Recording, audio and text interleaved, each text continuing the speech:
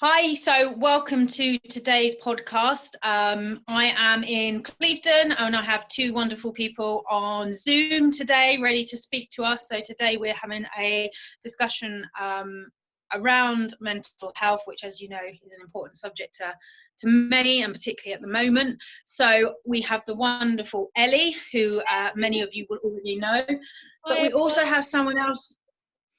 We have someone else very special today that I'm supercharged about speaking to, because this guy has caught my attention on Instagram over the last couple of months, and today get to chat to him. So I'm going to let him introduce himself. So I'm going to hand over to Matt and he can have a proper introduction. So off you go, Matt. Hello, thank you very much, Hannah. So my name's Matt. I guess some people might follow me. My Instagram is Campaigning for Change. I've been doing, I did have a previous Instagram called Bristol Viking, but it got taken down. So I'm just trying to relaunch that again. But I guess my main ethos is talking about mental health in general, talking about my story using lived experience to try and encourage and inspire other people. And I do try to particularly aim at men, because there's no way of getting around it. Men do suffer more than, do tend to suffer more. The statistics speak for themselves. So I just want to encourage and inspire and just get it out there that talking is not a weakness. Vulnerability is a strength, not a weakness. And I love that. And I love just talking and meeting amazing people like these two. So I'm charged about this. This is going to be amazing. It's good to have you on, Matt. So tell us a little bit about your story. How did you sort of start campaigning for the change? How long have you been kind of working on that? Well, I mean, the story starts for me, if you want to go right back from the beginning, really. So we've got plenty of time on our hands, haven't we? Yeah, cool. All right. So right from the beginning, I mean, I was given up as a child. So I was put up for adoption by my real mum, if you want to call her my real mum. My real mum is actually my mum, my biological mum. And obviously I was put through the system and things like that, and luckily got adopted. So I'm very, very grateful for that. But it all sort of impacted me really when I was sort of 12 years old, because that was the time when I was really first told, actually, you are adopted, you have a biological mother and father somewhere. And I guess being 12, dealing with the hormone change and all the other things that are going on at 12, and then to be told that the family that you thought that you were growing up in and that you were a part of, actually you were a part of, but actually you weren't a part of. And it's kind of, from then I sort of switched, and I don't know how, but I know that I switched. Looking back now, at the time I didn't realize. I completely changed who I was. I went from doing well in school to doing very poorly in school. I automatically developed this anger that I could not shake. So I had no way of sort of dealing with that. I didn't know how to deal with it. So that just went on for years and years. And I guess that sort of manifested. So I'm not putting everything down to that, but I feel that is a defining moment in my life that has potentially caused a lot of disruption. And that's what's led me to lead, I guess, some of the path that I've taken. I guess I'm lucky, I'm one of the lucky ones, because I got adopted and I have a beautiful mother. She's incredible. My father, I will get to. And I am lucky. So I'm grateful. I always look at trying to be grateful for what I have, but there's always that what if. And I think that was what scared me, that what if, I've got this amazing life. I'm grateful. I'm grateful. But there's always that niggling thought. What the hell was that? Why can't I shake it? And I think I toyed with it for years and years. And do you know what? I got given an adoption folder by my mum at the time, and I never opened it. I couldn't. And every time my mum tried speaking to me about it, I just dismissed it. So I guess I thought I buried it better than I had. Just growing up, as I kept going, the thought was always still there. And I think, like I said, I'm grateful for my mum. My dad, not so much. He was violent. Let's put that across. So we ended up moving away from him because of his violence, because of how violent he was towards my mother and how violent he was towards me. And I guess that hit me harder, because I'm thinking, why were you like this when you physically didn't have to have me? I wasn't an accident. You know what I mean? You physically opted to choose to have me. You went and sought me out and then abused me that way. That messed with my head a lot. So we ended up running away from him and moved to Bristol, because I was born in Kent and raised it partially in Kent. And we ended up having to get away, and he still lives there. And, you know, that was that part of that chapter. But I guess that left a defining mark on me as well, like the violence, the anger, the stress and strain of my mum. And I think that, again, the overriding thought process of why, when you've sought me out, you've physically gone through a process to have me, rather than, you know, oh, you know, I was an accident, never mind, we'll raise you anyway. It's, we've gone out of our way to have you, and then to abuse me, I found hard. You know what I mean? I found that hard to deal with, because I couldn't understand the thought process. Being a father myself, you know, I'm lucky to be able to use those lived experiences as a plus, because as a positive, because I know, obviously, you know, some people follow trends. Trends do follow. You know, alcoholic parents sometimes their kids turn into alcoholic parents, but sometimes you can break the trend. And I'm happy to say that I have broke the trend, and I never would ever lay my hands on my kids ever, because I know how that feels. You know, it's hard. And so yeah, I guess that's partly to do with how the story started. And as I've gone on in my life, I've chose to hide from it. You know, in relationships I've been in, I've lied about my father being dead, because I didn't want to have to bring up adoption. Because I didn't want to have to admit that I was adopted, because growing up, when I was young, there was no, you know, you never really heard of it. No kids in school were adopted. Everyone had their happy family, 2 parents. When I was growing up, that was how it was. So I didn't want to have to admit that. I don't have to talk to anybody about that. So I literally would lie and hide my adoption. My mum was my mum. My dad was dead. That was how I got through everything, because that was how he felt to me at the time. You know? So it wasn't too much of a lie, because that was how I felt, but it was just my way of not having to open that box. Yeah. I didn't know how to open it. I didn't want to open it, so I masked it and hid it. And you know, it took me to 26 to open that adoption folder, and yeah, it was scary. It was scary. You know, I hid myself for from 12 to 26, all those years, just hiding. And one thing I talk about a lot with men is masking, because, like, seriously, guys, like, this is the thing. This is such a thing. Like, may never have heard it before, but take a look at yourselves. You know what I mean? Because you may be surprised. You might be hiding a little more than what you think, and you don't need to. You know, I didn't cry for years. I was such an angry person. My base emotion was anger only. Never ever. I would never ever get upset. I was just furious and volatile and aggressive, because I felt so weak inside, because of maybe potentially hiding this, that I felt the need to be so overly masculine. And I think I grew up, and I'm not proud of my upbringing. Do you know what? There's people that I've gone back to that I know I've hurt, and I've gone to apologize to them since coming through this, because I was going through that journey myself, and I wasn't who I was meant to be, which is who I feel like I am now. And I've damaged people and I've hurt people along the way. You know what I mean? Like, and I'm big enough to admit my mistakes, and I felt I needed to apologize to some people. So I did that, and you know, and everyone was, you know, really good about it, and I'm happy for that. But I think when you feel the need to hide something like that for so long, it eats away at you. You know, it really did. It ate me completely, and I ran myself into debt trying to live this life of luxury, to try and be so overconfident, because I didn't feel love for myself at all. Right. Because I sort of dealt with like this whole abandonment thing. I always felt like I had like some warped imagination on what a true guy should be, you know, like, you know, should be successful, should be confident, should be, you know what I mean, should be so full of themselves, not have any lingering doubt in themselves at all. And I created this like image of myself. And anybody who went to school with me, who knows me now, it's funny because I get people commenting on me like, whoa, we never knew any of this. Like, we just thought you were an asshole. Like, you know, and, you know, and I was an asshole, you know, I got to admit that, you know, I'm probably slightly still an asshole now, but not quite as bad. But, you know, I was a horrible person, and I grew up and I, like I said, I ran myself into debt to try and, you know, create this imagery that I thought that a true embodiment of a male should be.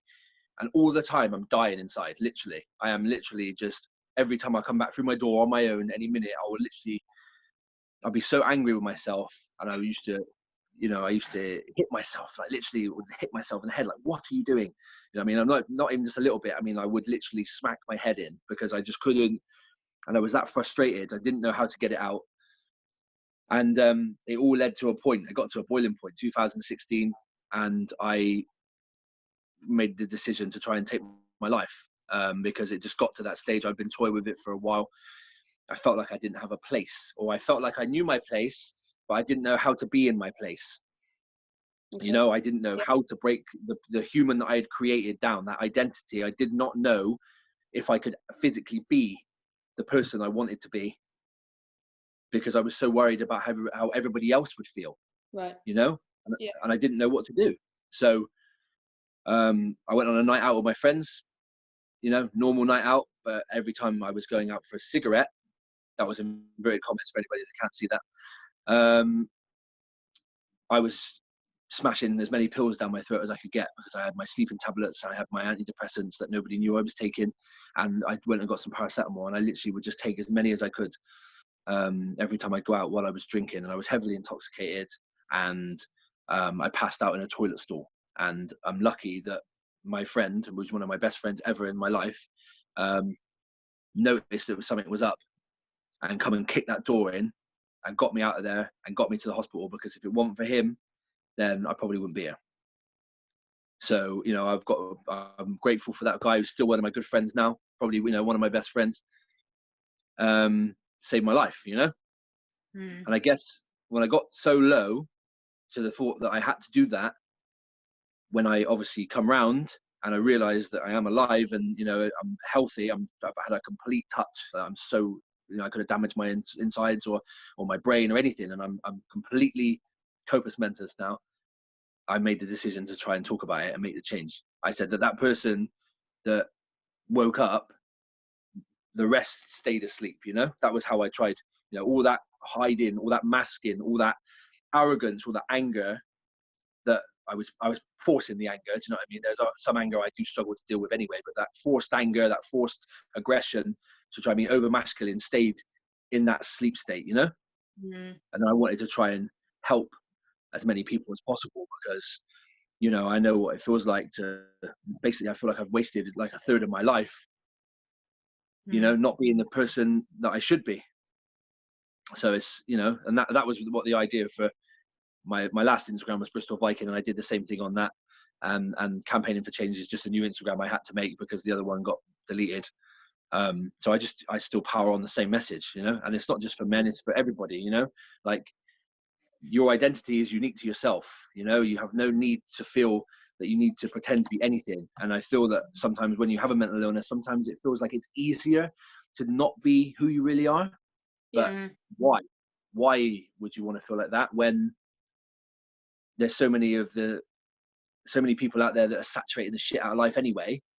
Be unique to yourself, you know, be your own human, you know, and if anything, you can sit back and think, you know what, I was me regardless of what other people thought. Very that was the reason behind it. I mean, thank you for sharing that. I mean, I was listening with tears in my eyes and my throat was drying up as you were talking, Matt, and to hear you being so open and honest is phenomenal. And I hear what I mean. Obviously, I'm from a female point of view. I see a lot of men that do suffer, and they are worried about opening up about this because of the, like you say, the idea that men should be manly. But I don't understand what manly actually means, because for me, I don't define a man by someone who doesn't cry. I don't define a man by someone who doesn't show emotion. So I don't understand where this picture of what a man should be has come from. I think between like a male social group, I think if you were ever to watch, I don't know, any kind of film maybe, or any, you know, or read a story or something, the guy is always just, you know, super arrogant, super confident, super this and that, you know, he's strong, he's powerful, he's got money, he's successful, he's this and that. And I think within a male dominated friendship group as well, you'll find that, you know, there's definitely a lot of peacocking around. And I guess that probably transpires into they feel that if they're strong and successful in their male dominated group, then they feel that that's what a woman would want. Do you know what I mean? When really, actually, like I'm I'm a vulnerable human being. You know, I cry like often. Do you know what I mean? Because it's a normal human process, you know, but because I hid that so long, you know what I mean? I guess men, they do the same thing, but it's a normal human process to cry. You know what I mean? But for some reason we have some warped idea that crying is a weak thing. And I guess that's why men think that, okay, what women want is alpha man, big man, this and that, like some, you know, some Neanderthal, when actually you can be just as strong, or if not even stronger, when you're in touch with your emotional state as you are your physical state. Like, I can still defend my partner, you know what I mean? Like, if I needed to, like physically, if I needed to defend her, I mean, just because I cry doesn't stop that ability. Do you know what I mean? If that was what they were worried about. But I think, I think we get into the stage of like where guys, they just feel the need to be so over masculine, and that's the true embodiment of what a man should be. And I just think that needs to die. That mindset needs to just disappear. I think when I was growing up, like it was stiff upper lip this, and, you know, oh, you're fine, don't worry about this, you know what I mean, man up that. And I think to a degree that needs to disappear, you know? Because it definitely does. Like, especially like now we're getting a bit more in touch with the mental health side of life, you know, in the last few years, this is really coming to the forefront. Man up isn't going to cut it for somebody who, like me, who has these days when my anxiety or my depressive thoughts are way too much for me to handle, you know? I can't just go, okay, do you know what? Funnily enough, I will man up. I never thought of that. Thank you so much for your advice. I will now be the human you expect me to be. It's that easy though, right? Just man up, just that easy. Just yeah. You know what I mean? It's What like do you think of this, Matt? I know. It's like when you're sad and someone says cheer up, and you're like, good God damn it, you've got the answer. You're right. I should cheer up. You know what I mean? It just doesn't work.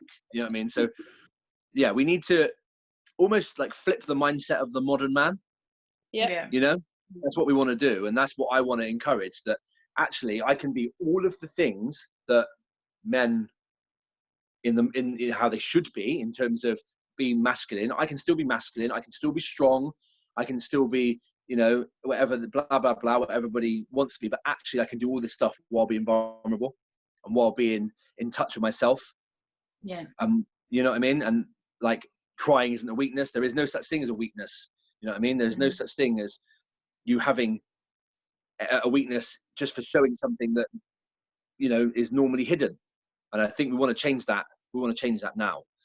Absolutely. You know, like, guys, if any guys listen to this, crying does not define you as weak. That is one thing I just want to make clear, and I'm going to finish on that right there, and then someone else can talk.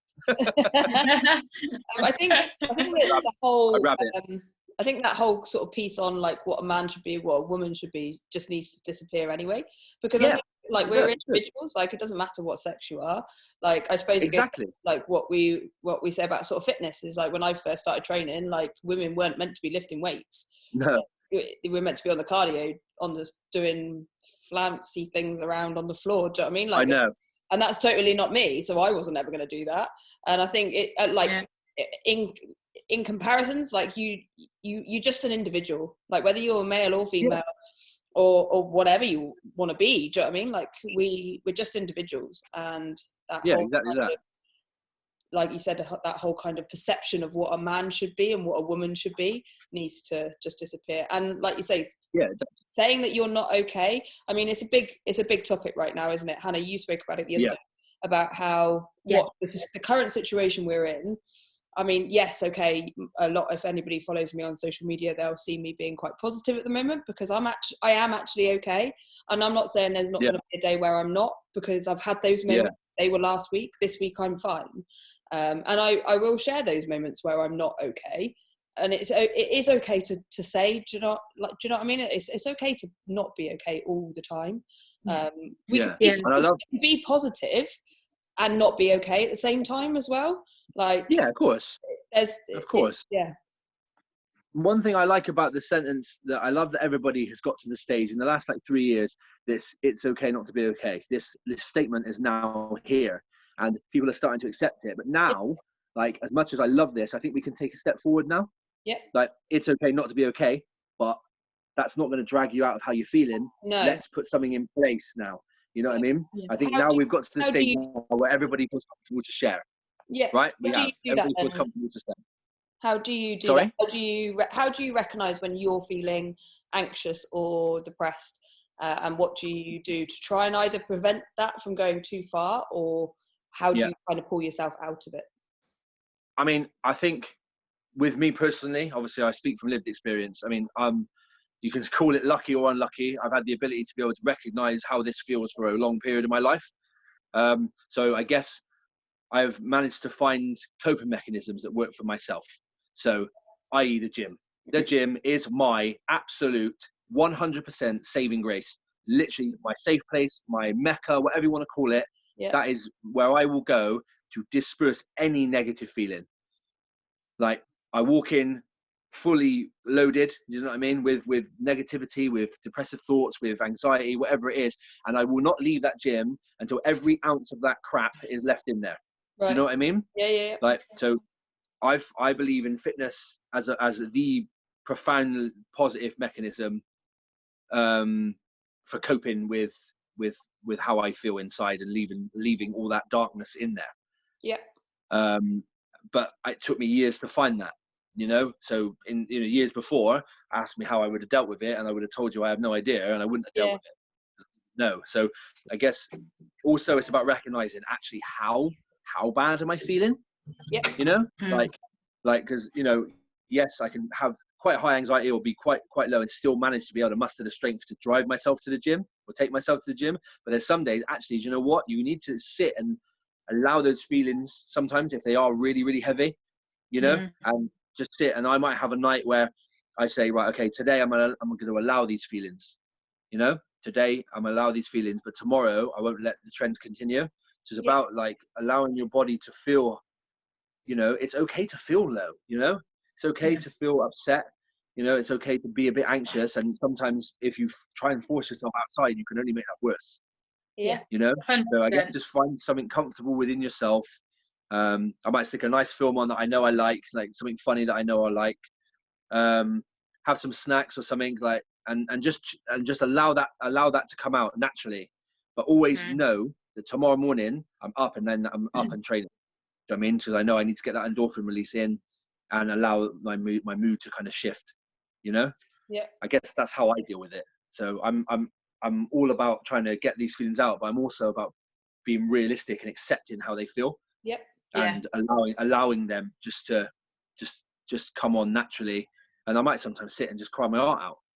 Do you know what I mean? Like if I am just really struggling, I might just sit there and just absolutely bawl it out, and just allow it, I guess. And I think that's a really important point, actually, Matt, because that's something I didn't do for a long time. And like yourself, I mastered a lot of stuff. I wouldn't cry for years. Like I saw crying as weakness, and big things like my mum obviously got cancer, she survived, but I wouldn't allow those emotions during that time, losing people and all sorts. And then I went the other way, so I'd try and push it away by using exercise as my coping mechanism, but to the extreme. So about like you said, find the line. Yeah. And you've got to a lot of absolutely exercise makes me feel better, but sometimes I know that I just need to, like you, be at home. I need to be on my own, and I need to feel, whether it's the anger, whether it's the sadness, whether it's fear, I need to allow it to rise, because if I don't, it's going to sit in my body like toxic chemicals. And it's that understanding and recognition of, okay, where do I just need to go and pump a little bit of iron and get that release, or whether actually no, the best thing for me to do right now is to sit at home and embrace what's coming, go to the dark side for a little bit and allow that to come out, and then I can face it, and then the next day like that I am ready for those endorphins, and actually I can move forward. But it has taken a while to get there. Like it wasn't an overnight thing. It has taken a couple of years of really kind of trying to understand myself and my emotions. And you're probably the same. Is that how 100%. I know now? Yeah, it took me years and years. I was always in and out of the gym. I used to do martial arts beforehand, and I guess I did that negatively. I almost, when I was going through that stage I spoke about beforehand, when I'm talking about being angry and aggressive and all that stuff, I used that as a platform to put those things that I was doing on a day-to-day basis, even take them even further. Do you know what I mean? And I was doing that negatively. And then after that, I stopped doing that and started going to the gym. I've always flitted in and out of enjoying the gym and taking it seriously. But then when I come out of my state of mind in 2016, when I tried taking my life, the NHS nurse at the time said to me, "What is it that you enjoy doing?" And the first thing that popped to my mind is, I love training. And then I realized actually how bloody important it was. That was the moment then. Only when it got to that point did I actually sit back and realize, damn, that's an important part of my life. That's something I need to prioritize regularly, consistently in my life for me to start feeling better. And then I started doing a lot of reading about, like I said, the endorphin release and things like that. I met up with an amazing human being called Aaron Clark, who I'm going to shout him out there because he literally has a profound impact on my life. He was the guy that started Mental Health Muscle. And and when I got involved with Mental Health Muscle, that was, again, when I was doing my reading at that point, it was almost like fate. I met him at that time because he really told me and spoke to me about how important exercise was on your well-being. And that was when I really, truly embraced it. And I can honestly say from mid 2016 to 2017 is when I felt a rise in my ability to be able to recognize myself and ability to be able to start implementing control on myself. And the exercise has a huge part to play in that. I'm almost sometimes say quite often that the gym saved my life, because there have been days when I've been so dark and I've realized, damn, I need to go and get this out, and I've gone and got it out. And sometimes I sit there and think, God, if I wouldn't have gone, what, how would I have felt? And I owe a lot to being able to be able-bodied and being grateful to be able-bodied to be able to go and get that endorphin release for myself, because it is a way of clearing my mindset. So it's so important to me. Yeah, I mean, Matt, I've got a question for you, because obviously it's, you may not want to answer this, but have you lost, I think I've read stuff that you may have lost people along the way, because actually opening up and talking about this stuff for some people is scary. They couldn't even possibly comprehend what you're trying to do or say, because they're just not on that, they're not there yet. And I guess for you, what kind of, have you seen quite a lot of changes around from the people around you? Have you got a new 100%. So I'm going to answer this in two stages, right? So first of all, I used to have a friendship group of about 15 people. We were like all boys, all, amazing, this and that. And when I went through this transition period, like of feeling like I wanted to change who I was after the attempt on my life, I lost them all like that. And I was met with the usual, oh, what are you talking about? You've been fine for years. I was met with the, oh, you're just trying to get attention. All of the particular negativity that you could expect to feel, I found. And out of that group of friends, I got two that removed themselves also from that friendship group, because they believed what I was saying and they wanted to stand by me. And we couldn't do that in a friendship group with 13 other people that were going to be negative. So we removed ourselves. And I have those two friends from that moment that I'm grateful to have, because they've pulled me through some dark stuff. Because, like you said, going to admit that stuff to a group of friends that you've been hiding that from for 10 years, and then to be met with the outcome that you feared the most was hard. But this is the second part of this. The two friends that I took away wanted to be friends with me for the true embodiment of me, not for the person that I would have had to fake to be in that friendship group. So if you're feeling like you are pretending in a friendship group, I'll encourage you to not be fearful of being yourself, because realistically, and I'm in the mindset now, luckily, after all the time I've taken to go through this stuff, where I can think, actually, if you don't want to be around me for who I am, then basically just fuck off. Because you don't have to damage yourself further to be around people that don't want to accept you for who you fucking are. I hold no animosity towards these people. Maybe if I spoke to them now, they probably would have changed their mind, and they probably would have might have gone through something themselves and actually felt a bit relative to how I was feeling at the time, and then thought, what, we were wrong. You know what I mean? And if they did that, I'd find that I'd accept their apology, and that's fine. But at that time, they bailed on me when I needed them most, and if you're stuck in a friendship group where you feel like you are literally just coping, not actually being you know, yourself, then you need to think about removing yourself, or just being honest, at least first of all, about, look guys, this is what I've been going through. Be honest with these people, and if they can't accept you, then you know right now that you don't have to pretend anything anymore, because they're not meant to be around you. You know, and since coming out of that friendship group, I've probably made loads of friends on Instagram, like through Mental Health Muscle and things like Aaron. Me and him, we meet up regularly. So, you know, I've gone from having 2 friends taken away from 15 to actually meeting probably 10, 15 people that I would consider close friends that actually understand me. They didn't even know, like the other 8 people didn't even know that side of me. Only what I tell them that I used to be like. They know me for who I am, whether I cry, whether I'm vulnerable, whether I struggle on days, whether I get so anxious sometimes I can't come and meet them. They understand and they get it. So I don't feel pressure to try not to be myself, to try and please them. Do you know what I mean? So don't be fearful of that, because all you're going to do in the long run is just damage yourself further. You know, that's how I feel about it. I mean, yeah, I think, I mean, you've obviously done a lot of work on yourself, and you've obviously opened up, and it sounds like you're quite not far ahead. I don't mean that in a way, but a lot of people are just starting to see this sort of stuff. So you've kind of gone through a lot already, and I starting to fall in love with yourself. And a lot of our issues come down to self-worth, don't they? Because even from a young age in school, we're told to do well to impress the teachers, or we're told to do well to get the love of our parents, or we're told to do well. Don't do this because you'll make me feel sad. Well, hang on a second. I'm in control of my own emotions. If you call me an asshole, I can either choose to be sad, angry, or frustrated. It's kind of within me. Yeah, the choice is yours. And yet we put a lot of pressure on from a young age onto people, don't they? You make me feel this way. And as a parent myself, I'm very mindful sometimes of how I talk to my daughter, because actually of course. I don't want to push that stuff onto her, because yes, your behavior right now, I'm then as a result feeling a certain way, but it's still my emotions. And yet from a young age, we do put a lot of it, and then you kind of find that you'd, like you say, trying to get other people's love, and then you've got to have 100 different personalities, because every single one of us see the world through so differently. How I see the world to you and Matt, to you and Ellie, will be what makes me cross, probably may not make you cross. So how do you please every single one of them in the world? You can't, can you? You can't. That's individual to you. And I think it's about, like you said, you talk about self-love, and how hard it is to love yourself when you feel some of the things you do feel. Like, I think one of the things I felt the hardest to love myself is because of being abandoned as a child. You know, I've always had that self-worth, and that self-love has always been a massive hang-up for me.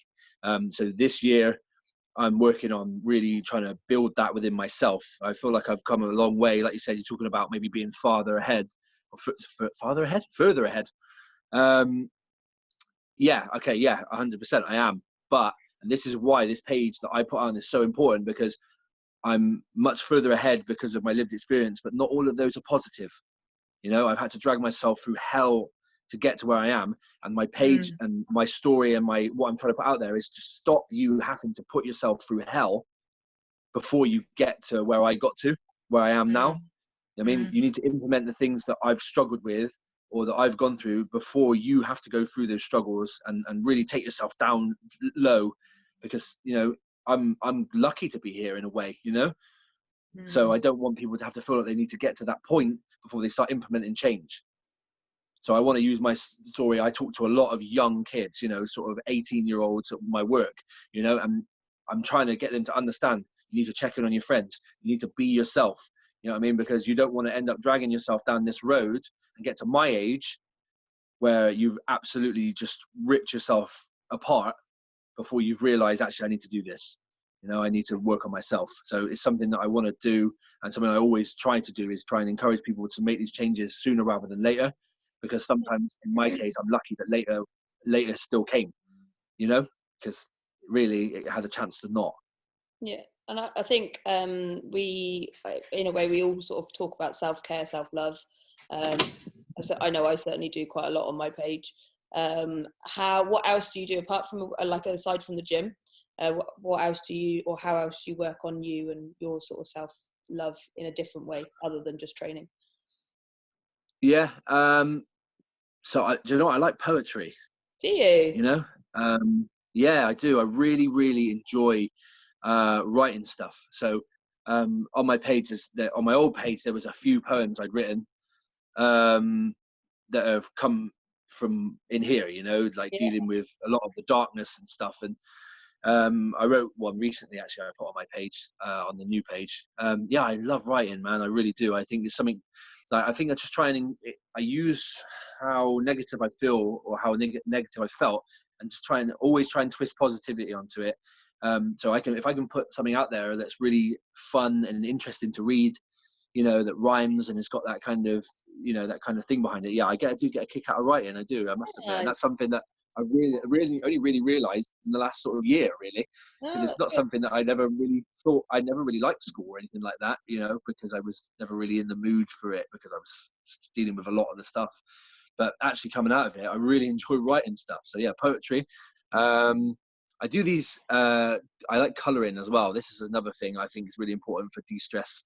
And I've only really realised this really recently. I really enjoy like quite intricate colouring.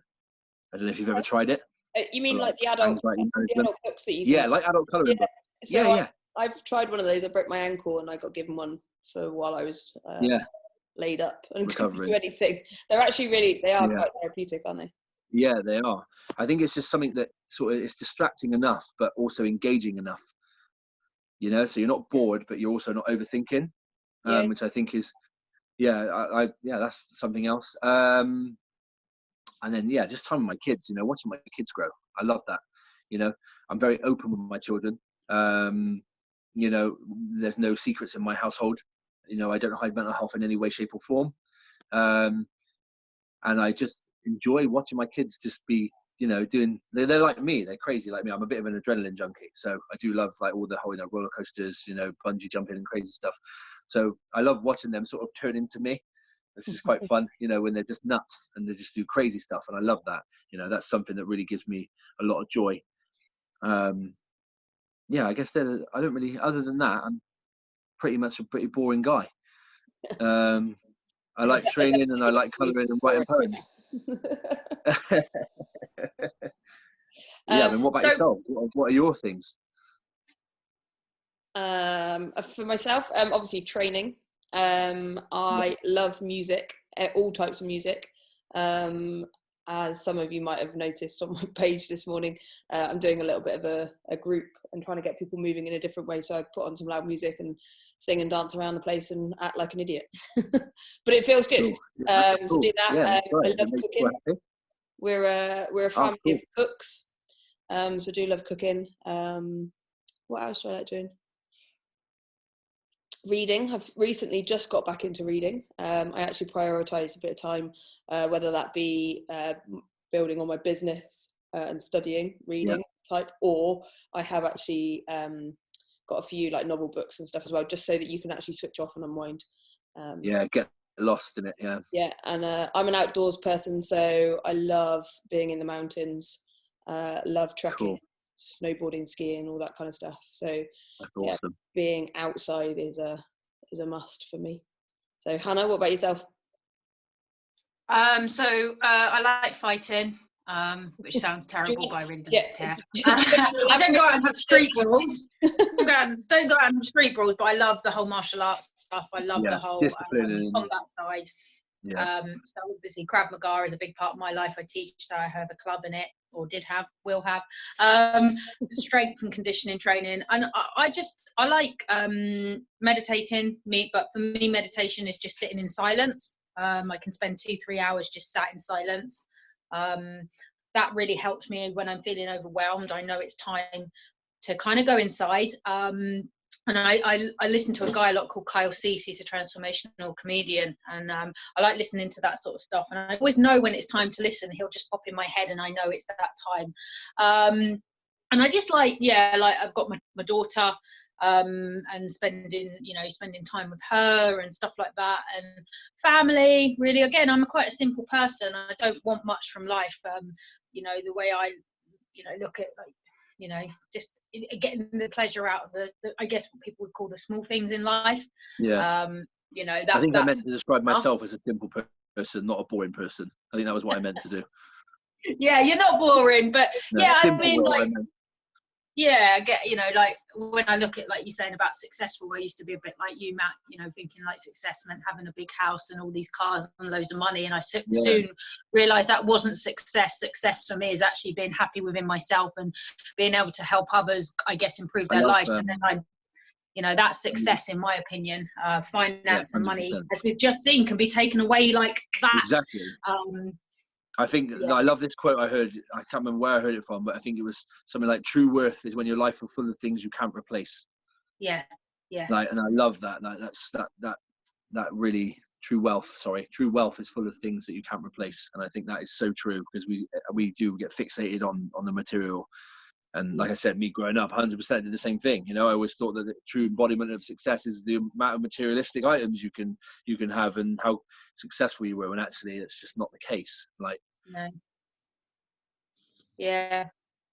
And I mean, going forward, obviously, Matt, you've got your channel and it's your Instagram page. And the minute I saw it, it was under the Bristol Viking page, and I just knew straight away something clicked with me. I don't know what it was. I was like, right, this guy, and follow. I think I saw it on another page somewhere. It was a repost, and I went and followed, and I was like, oh my goodness, like, wow, this is different. Like, I hadn't seen that. I'd seen a lot of other people talking about mental health, but I hadn't seen a guy, you know, talking about it. And it was like, wow, this.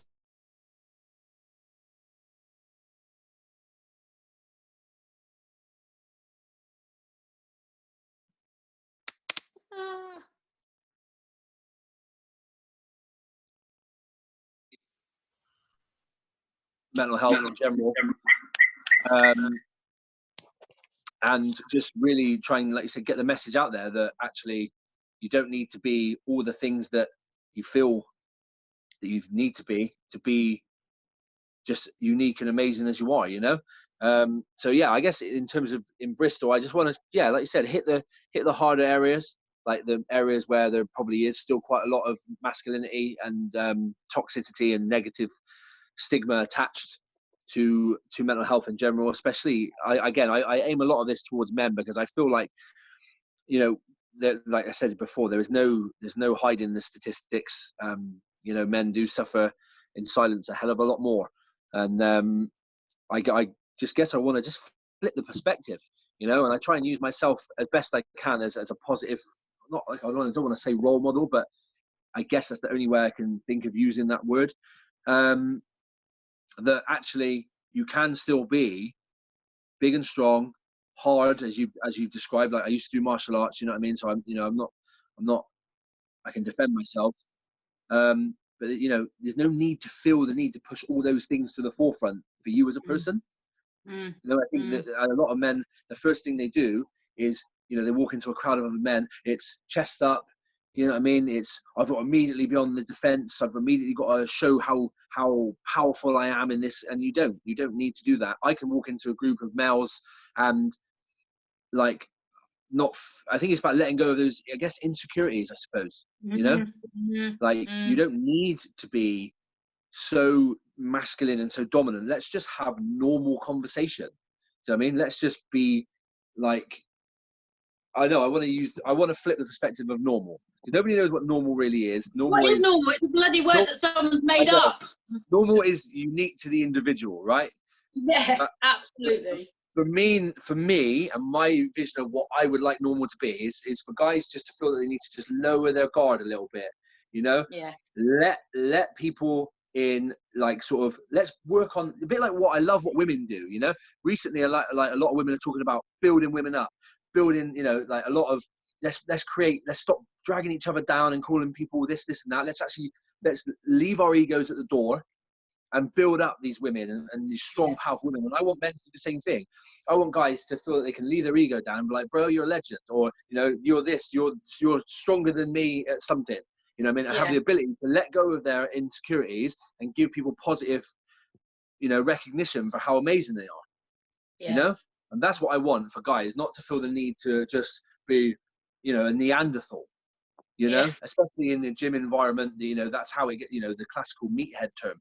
Like people would probably look at me, and I love one of my favorite things in the world is breaking down the stereotype. Because you were to look at me, if you were never to know who I was, you'd probably think, God, but he lives in the gym. What a dickhead. It's the first thing you think of. First thing you think of. But then when I actually come and speak to you, you're like, I love the shock factor. You're like, whoa, was not expecting that for you to be so like open and expansive and transparent and vulnerable. And I love that. And I want more guys to be like that. I want to be shocked more by guys, you know? Yeah, I think that's what stood out about you, Matt. I think the first one I saw was that it was something about, you know, being a man, but and that's what drew my attention, and that's why I think I was so hooked in, because I hadn't seen that before. And it was like, wow, this is different. I haven't seen much of this. This is different, but there's a need for it. Like, that's what I felt, and I'm coming from it from a woman's point of view. But I was like, I see men, and I've spoken to people in the past, and I know lots of men because of the circles I run in. You know, being in a Krav Maga and a fighting kind of world, I see what people are doing to themselves, and I'm like, if only you could open up, if only, you know, this ego or this perception of what you're supposed to be like would go, your life would be so much happier or better, you'd be more fulfilled. But so that's why I felt the need to push your stuff. It wasn't, I mean, I've learned a lot from you personally as well on a personal level, and I've seen your post, but it's also to help others that perhaps I can't quite reach through my messaging because I'm not I'm not in that category. I'm a woman, so my experiences are very different, and the pressures that are put on us are quite different to the pressures that are put on men. Of course. And that's why I really was drawn to you, because for people that I know that I can't necessarily reach with my messages, I was like, perhaps you can reach with your messages and share the love. And that's the same thing. I'll share. Like, if a woman, like, say for example, when you posted about you were quite open about your mental health in a video recently, I shared that because I feel that obviously, again, that's a tapped I want to call it a tap market. That's not the right way of saying it, but you know, that's a bit. I can't have any impact realistically on that because I don't know the stresses of being a woman. You know, not anymore. You know, but I don't know. You know, I don't know the daily struggles of of being a woman. I don't know what it's like to be a single mum, or anything like that. And I don't. And I take my hat off to. Yeah, women are incredible, man, and they need more respect, and they need more, I think humans are, aren't we? We are as a collective. Men and women should be standing together. Women and women, and men and men. We are all one, and this idea that we're against, or we're all together in this kind of weird world that we live in, and more so at the moment. At the moment, so many people are going to be affected, and that's. I think I love standing by like a united togetherness.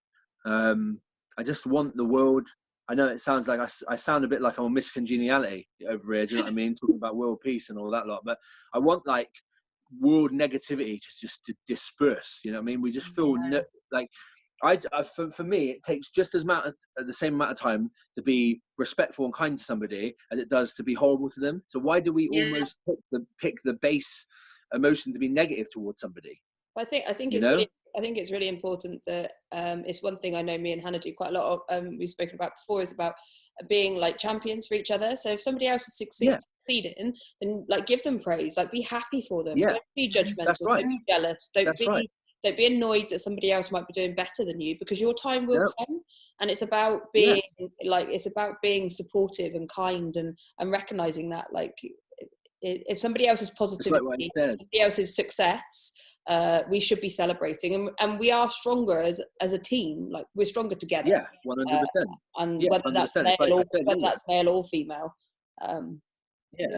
Breaking down your own insecurities to be able to give praise is paramount, to be able to build togetherness. Very, very much so. Yeah. And I think people are getting better at it. We are, I think huge improvements, and as much as social media sometimes I think can be very ugly, I also think it can be truly beautiful. And you've got the connections, Matt, and this chat wouldn't be happening had it not been for Instagram. Social media, had it not been for social media, I wouldn't have found you, wouldn't have seen your messages, and wouldn't be able to share your stuff. So I think we can use social media as a platform to, speak. And, absolutely, sometimes people aren't ready to listen to your messages, and I'm okay with that. Like, I don't mind how many likes I get on stuff, because it's not about that, because there might be one person who needed to read that, and that might save their life, and that's what it's about. Really. One thing I found on my old page, right? I mean, this page, I've got a few hundred followers. I had a few thousand on the others. Not that I'm taking them into consideration. What I'm saying is that actually what I found is I had quite a lot of silent followers. People that would watch everything that I've done, not like, not comment, not engage in any way, shape or form, because they weren't maybe not ready, like you said, on their own journey, but they were watching, you know, and they were reading and they were seeing. So I think sometimes when people get so worked up about, you know, likes and comments, that actually just have a little think, and there might be people in there that aren't ready to quite interact with you, but your message still sounds really strong with them. And I think, like, we've spoken about social media quite a lot on some of these podcasts, and it's like social versus reality, and we've done quite a lot of it. Yeah. And you're right. So I've had a message a couple of times this week from people that that you wouldn't normally message me, that have been watching, and have said some lovely things. And I'm like, do you know what? That one message will make me continue to put my message out there, because if I know that I'm helping others, then great. I don't care if everybody likes my stuff or not, if I'm honest. But this is me, and this is what I'm doing. And as long as I'm helping people doing it for you that are following, then that's my job kind of done. But it can be, like Hannah said, it can be quite toxic, but I think it's also quite positive, and we need to shift the message that we're giving on social media. It's not all about like being skinny or being strong or what you look like or how you are, and it's breaking it back down to what you said at the beginning. We're an individual. We're individuals, and we're all different, and that is okay. Yeah, it's about embracing the fact that you are unique. I think some people, you know, there always seems to be some kind of fad to follow, but just follow your own trend, you know. But let's not get me started on that, Hannah? But it's about following your own trend, isn't it? You know what I mean? Like, I think it's so important to be your own version of the success you want, you know, instead of just looking at what other people are achieving and then trying to just mirror image exactly what they're doing. Just look for that kind of how you felt about their success and find that within yourself. Your superpower is being yourself. 100%. March to the beat of your own drum, as they say. At the end of the day, right, we're here for a finite amount of time, okay? When it comes to it, at the end, when it's my time to say goodbye to the world, what do I want to be remembered for? Do I want to be remembered for how many houses I had, for how many cars I had? Or do I want to be remembered for the person who was just themselves, loved life, loved who they were? Because none of this other stuff can we take with us, as far as I'm aware. Don't get me wrong, I have no idea. I don't know what. But we have to just be who we are. We're here for a purpose, and that's to be us. And if we're all meant to be the same, we'd be born the same. We're not. That's why we're all different. You know, and this, you know, mental health and everything around that, you know, it doesn't matter whether you've got, you know, anxiety or depression. You're still an incredible human being. It doesn't define you. It doesn't make you who you, like, you're who you are because what's inside of you, not because what labels or anything, or what, you know, that's, you know, and I think, you know, more people are seeing it, and I hope more people will see it, and people like you, Matt, out there spreading this incredible word and incredible, you know, being open and honest will help so many people, in my opinion. I think so. I just think, like, if you can be transparent, then that, you know, what else is there there's nothing to hide, is there? You know, you're not hiding behind anything. Just be unapologetically yourself. We're imperfectly perfect. Like, that's the whole point. We're not designed to be perfect. Again, it's another word that somebody's right. All these words are just scribbles on paper. Someday someone's got a pen and made up a word. Ultimately, if you say it 1,000 times, it makes no sense. Perfect. Like, it doesn't mean anything. Both of the words, normal and perfect, are both unique to a certain individual's perception of what those words mean to them. Very much so. Okay, Matt, I've got a question for you. Okay. Go for it. So this is something I've written down. I haven't told you about this yet, Hannah, but something we were going to ask or I would like to ask all of my guests, or our guests, should I say, on the podcast. So if you were to be able to train with anybody in the world, okay, 3 people, which 3 people would you invite to the gym for a training session, and which 3 exercises would you do with those 3 individuals? With those 2 people? Yeah. Okay, right. Living and dead, or? Yeah, living or dead, whichever you want. Okay, cool. I just wanted to clarify before I make my choice. I think I'd have to train back with Dorian Yates. Okay. Because his back was just mind-blowing. Yeah. I'd love to train legs with Tom Platz. Nice. Because, again, his legs were just something you've never seen before, and I'd love to just be put through that absolute world of pain. Okay. And I know this is like a weird one, but I've got a really weird fondness for Bradley Martin. Okay. And I think I'd just go and train arms with him because I just think it'd be funny. Okay. I just enjoy the session. And what's your favourite back exercise, favourite leg exercise, and favourite arm exercise? And if you dare say bicep curls for girls in a squat rack, I will for you. Right, okay. So my favourite back exercise is probably T-bar rows. Okay, nice. I love a T-bar row.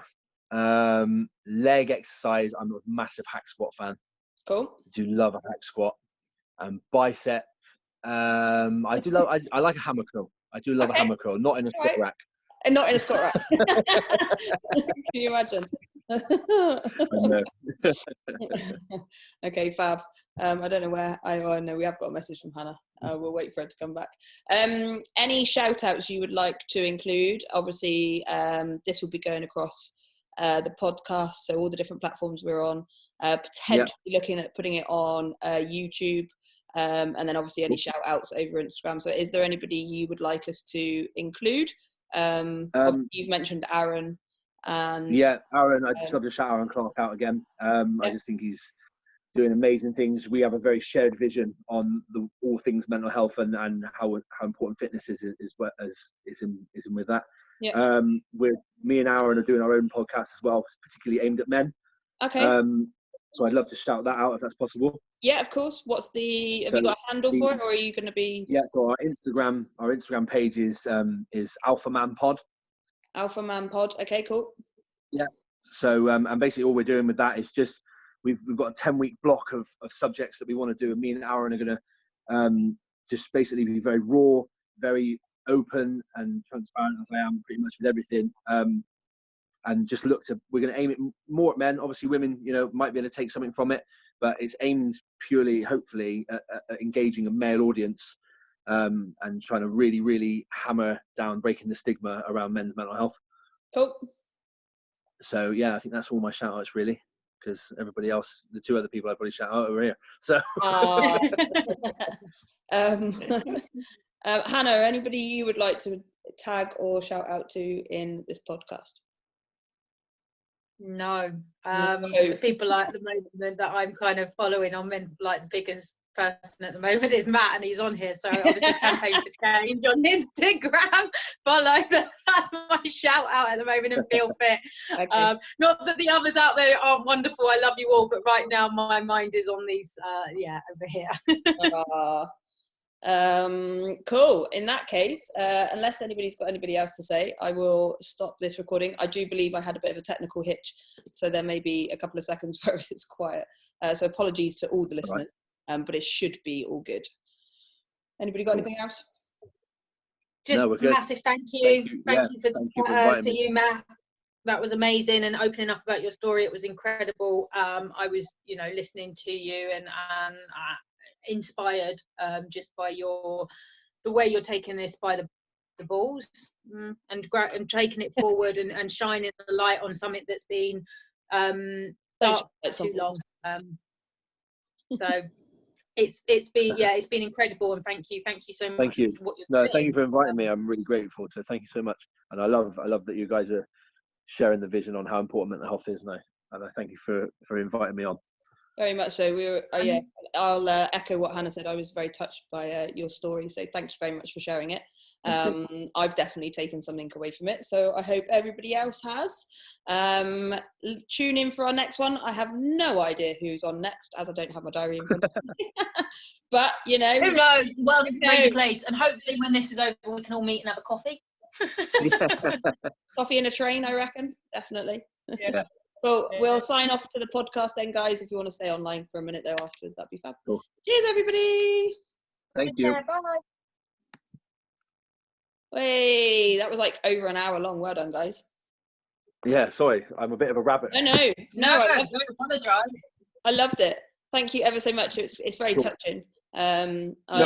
Certainly for me, you've kind of hit a couple of things, like personally, as well as obviously I'm trying to be as mindful as possible, but I think sometimes the best way of just putting it out there is just to be like as honest and as real as possible, you know. Massively. And I think it's we've just got to be open about it, because I know I hide away from lots of things. Do you know what I mean? Like I'm a fucker for putting things in a box and underneath my bed and leaving it there.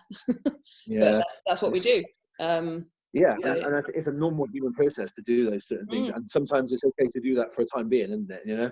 Yeah. I did that forever. Like I've been there and hid it for way too long, and it rears its head eventually, you know?